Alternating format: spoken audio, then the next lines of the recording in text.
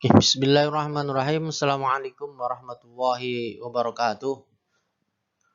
Alhamdulillah, salatu wassalamu ala rasulillah, la hawla wa la quwwata illa billah, ma ba'dah. Para mahasiswa sekalian, kembali ketemu dalam mata kuliah Sistem Parlemen Indonesia.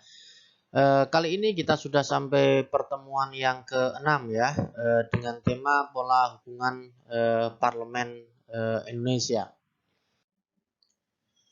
Sebelum kita membicarakan soal pola hubungan parlemen, ada baiknya kita review sebentar pertemuan kita sebelumnya, yaitu soal mekanisme kerja Parlemen Indonesia. Jadi sudah kita sampaikan ada unsur mekanisme kerja yang terdiri dari beberapa hal. Yang pertama adalah struktur dan anggota parlemen, kemudian tahun sidang, kemudian jenis rapat, kemudian juga rancangan undang-undang dan lain-lain begitu ya. Kemudian ada pengambilan keputusan dan terakhir ada masyarakat dan lembaga di luar parlemen. Untuk struktur dan anggota parlemen sudah kita sampaikan, demikian juga tahun sidang, jenis rapat dan pengambilan keputusan gitu. Sementara untuk rancangan undang-undang dan lain-lain, termasuk RAPBN, fungsi kontrol dan lain-lain, nanti akan kita bahas bersama-sama di pertemuan setelah MIT karena memerlukan pembahasan yang lebih. Hari ini kita membicarakan yang keenam ya, yaitu masyarakat dan lembaga di luar parlemen. Para mahasiswa sekalian, sebelum kita membicarakan pola hubungan parlemen, kita harus tahu bahwa parlemen bagaimanapun harus mempunyai hubungan ya dengan lembaga-lembaga di luar parlemen, baik itu lembaga negara yang lain ya maupun lembaga atau organisasi yang ada di masyarakat, karena ini sangat penting sekali bagi parlemen, termasuk parlemen di Indonesia tentu saja. Pola hubungan itu nantinya akan sangat berpengaruh terhadap hasil akhir mekanisme kerja parlemen.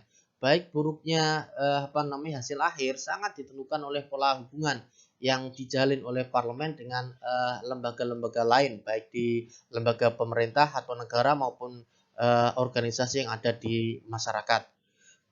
Baik itu bisa dilihat dari sebelum, selama maupun sesudah proses mekanisme kerja. Jadi hubungan itu bisa dilihat dari banyak tahapan dan banyak fase. Oleh karena itu sekali lagi inilah pentingnya kita melihat pola hubungan parlemen dalam hubungannya dengan kesuksesan mekanisme kerja parlemen itu sendiri. Oke, para mahasiswa sekalian, sebelum kita masuk ke pola hubungan parlemen dengan lembaga negara yang lain ataupun organisasi masyarakat, kita perlu melihat perbedaan profil parlemen sebelum dan setelah amandemen Undang-Undang Dasar 1945. Ini menjadi penting supaya kita bisa membandingkan profil dan nantinya kinerja parlemen sebelum dan setelah amandemen Undang-Undang Dasar 1945. Sebagaimana kita ketahui sebelum di amandemen Undang-Undang Dasar 1945, sistem ketatanegaraan kita bertumbuh pada lembaga yang namanya Majelis Permusyawaratan Rakyat ya atau MPR, yang waktu itu dianggap sebagai lembaga tertinggi negara.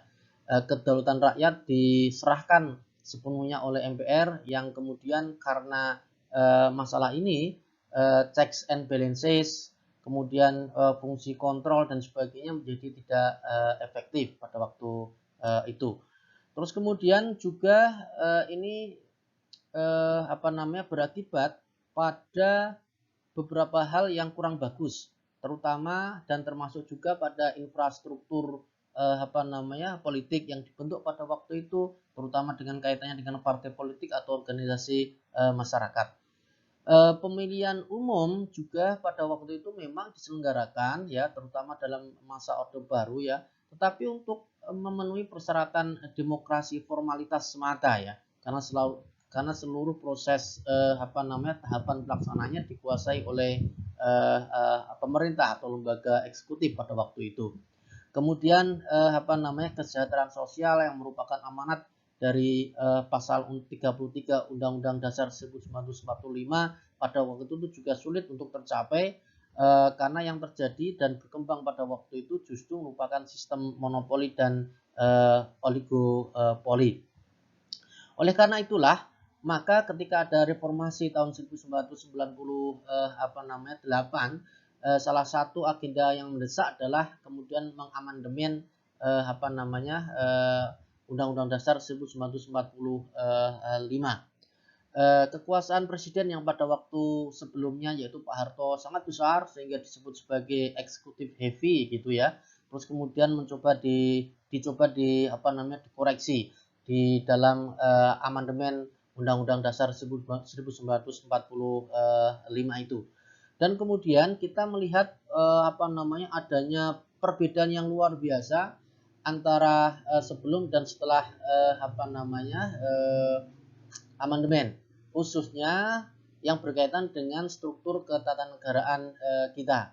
MPR yang sebelumnya merupakan lembaga tertinggi negara kemudian menjadi lembaga yang sederajat dengan lembaga-lembaga yang lain, yaitu DPR, BPK, Presiden, DPD, MA dan MK.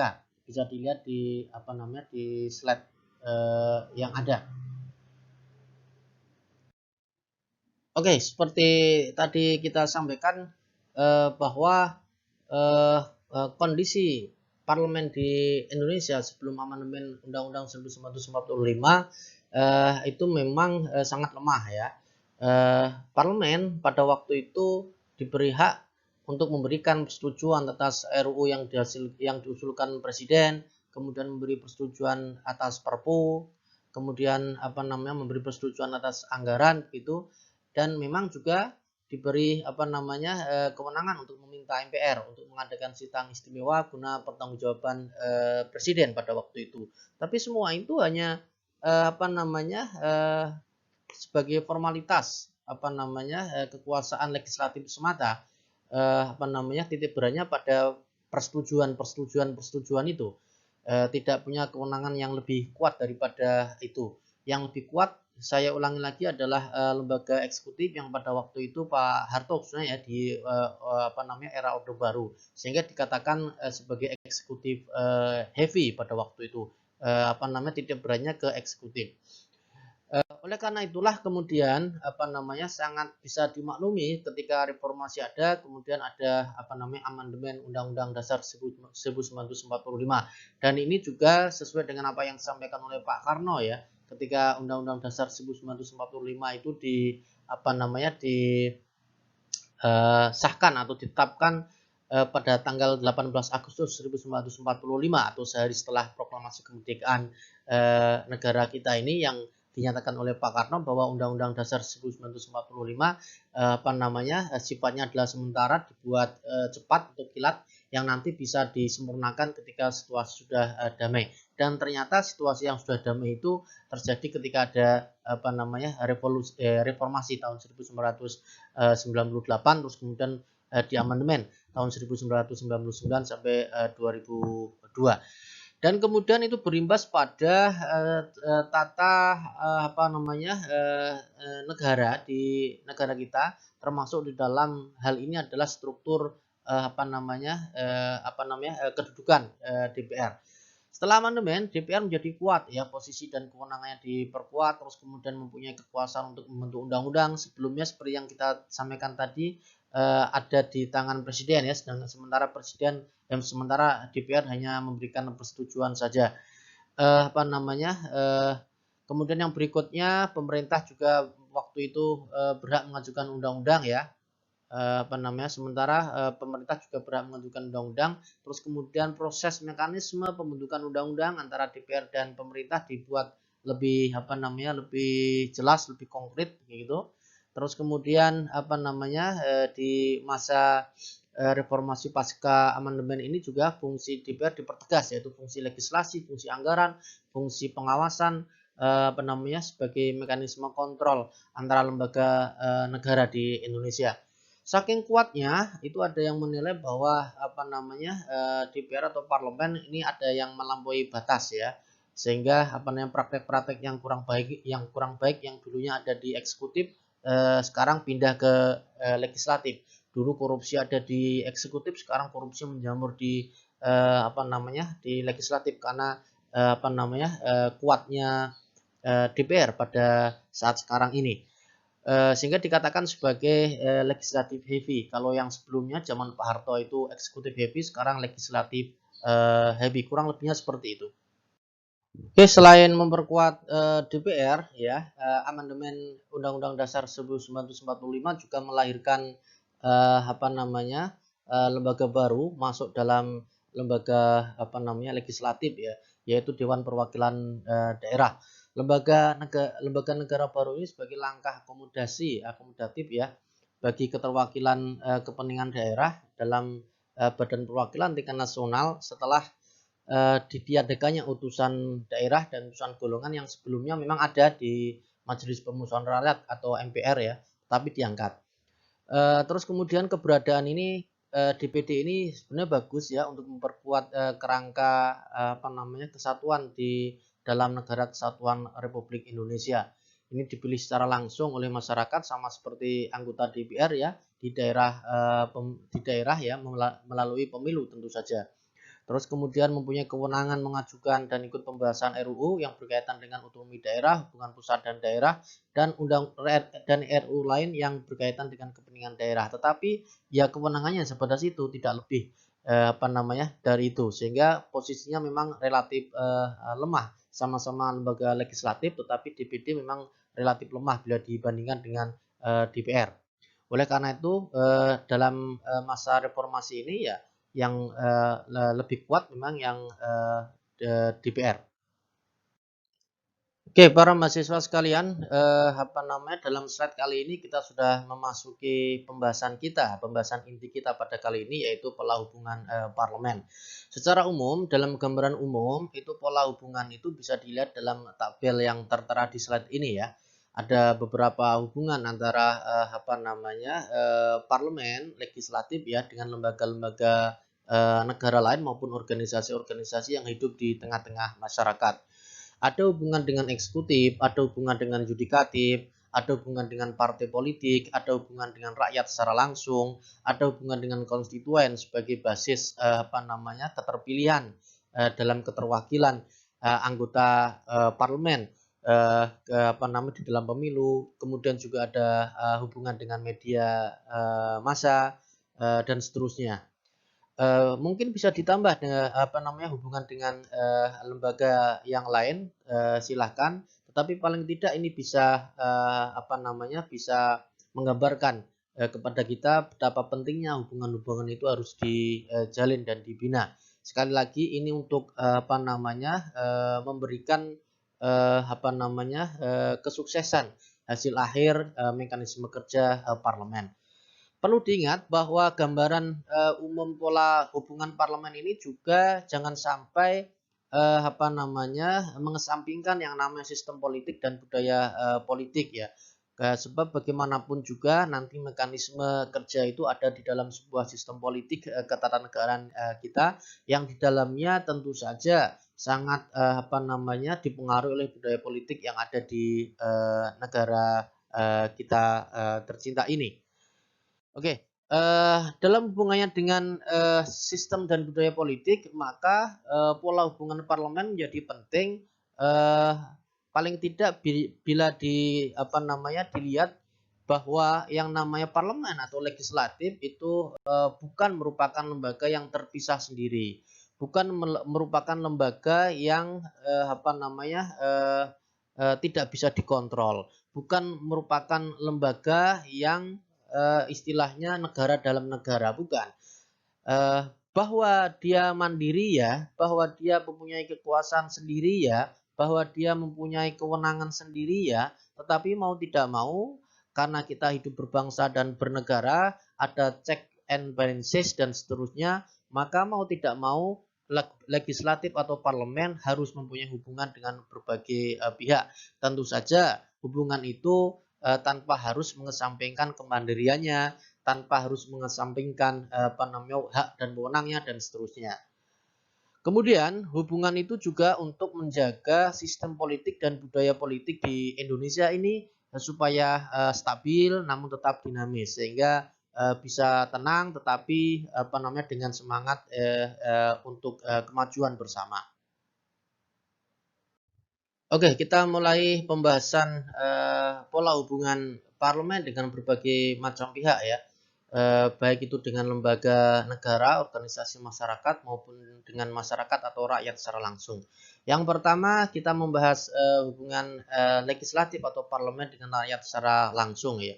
Secara garis besar yang namanya parlemen di dalamnya ada anggota parlemen apa namanya mau tidak mau harus bisa apa namanya menyampaikan apa yang menjadi kepentingan dan kebutuhan rakyat ya.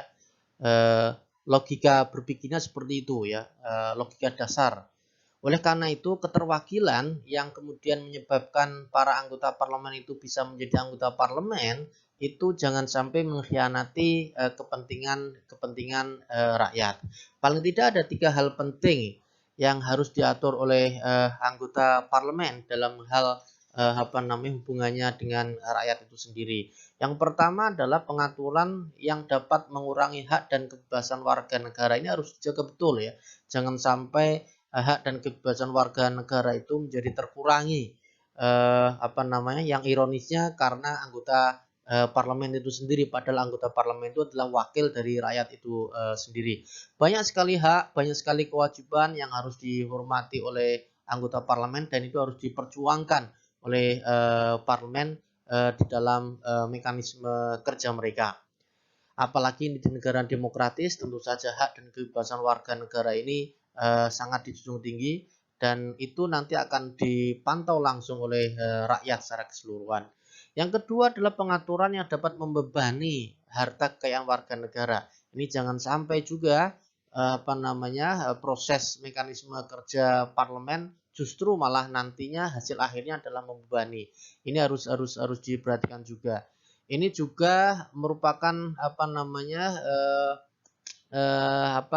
tugas dari parlemen untuk mengontrol pemerintah supaya pemerintah juga tidak mengeluarkan kebijakan yang bisa membebani harta kekayaan warga negara. Jangan sampai menyulitkan apalagi di masa-masa sulit seperti sekarang ini misalnya ada pandemi COVID-19.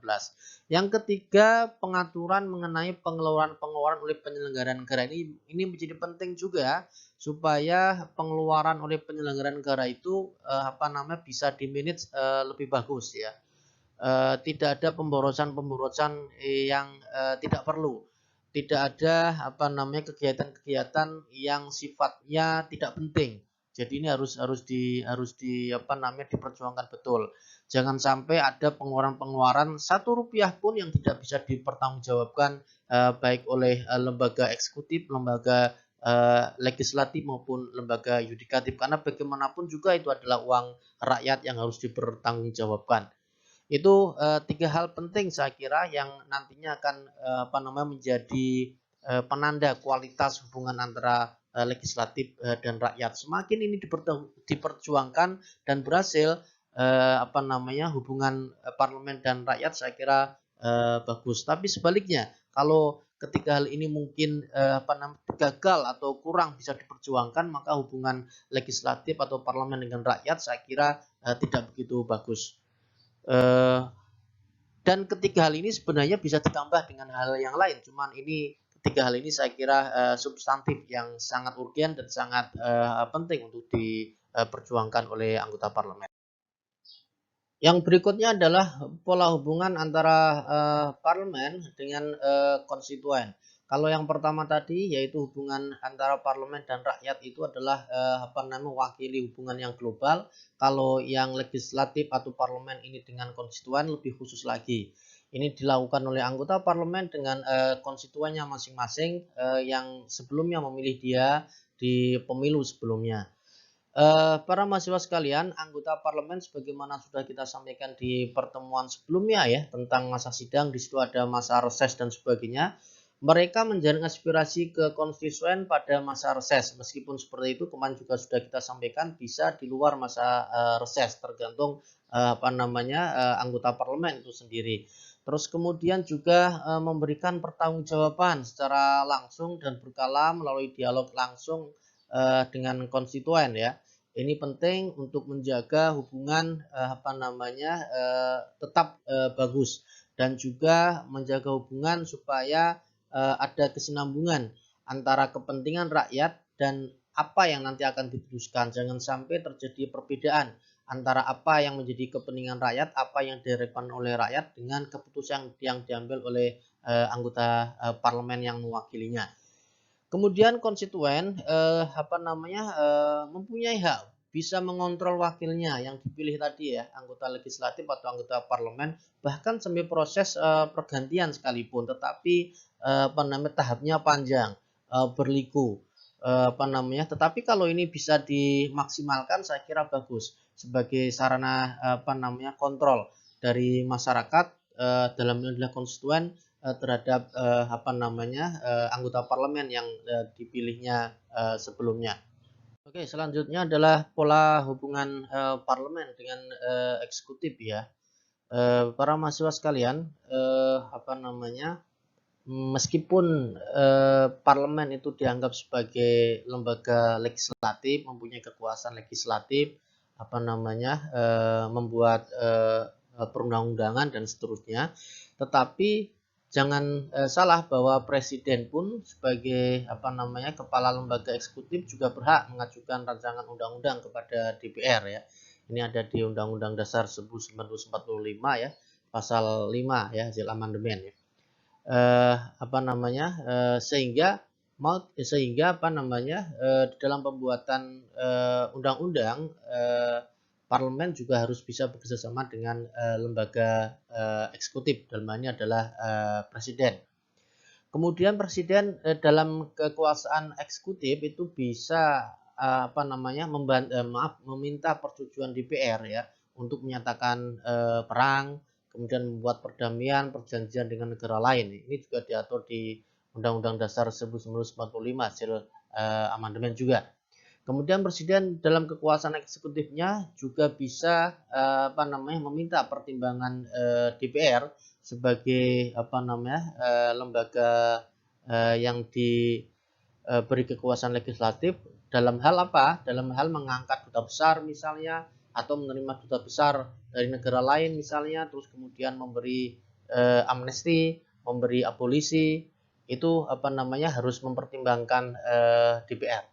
Sebaliknya DPR dalam kerangka badan legislatif ya mempunyai fungsi kontrol terhadap jalannya pemerintahan, di mana juga DPR ini mempunyai hak bertanya, hak interpelasi, hak angket kepada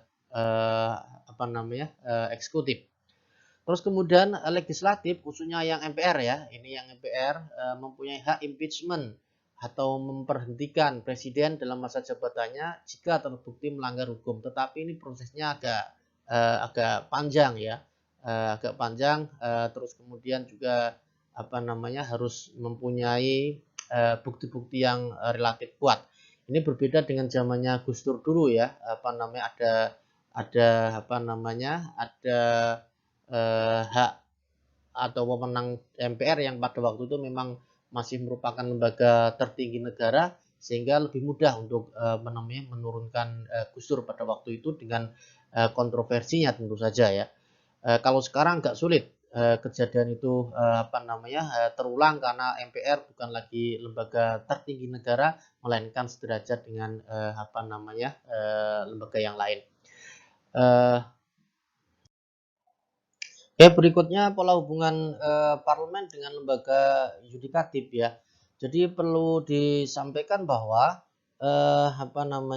parlemen memang bertugas membuat peraturan atau regulasi ya bersama eksekutif tentu saja.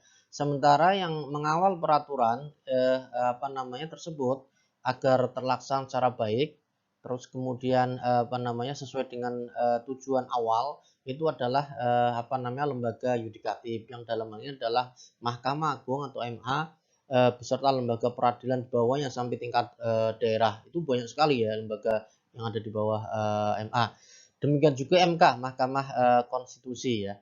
Kemudian dalam mengisi jabatan di Mahkamah Agung, Mahkamah Konstitusi, dan juga Komisi Yudisial itu parlemen mempunyai peran yang penting ya untuk memutuskan siapa saja yang berhak dan pantas menempati pos jabatan kekuasaan kehakiman tersebut. Jadi itu hubungan antara legislatif dan yudikatif paling tidak bisa dilihat dari itu. Oke, berikutnya kita melihat pola hubungan parlemen dengan partai politik.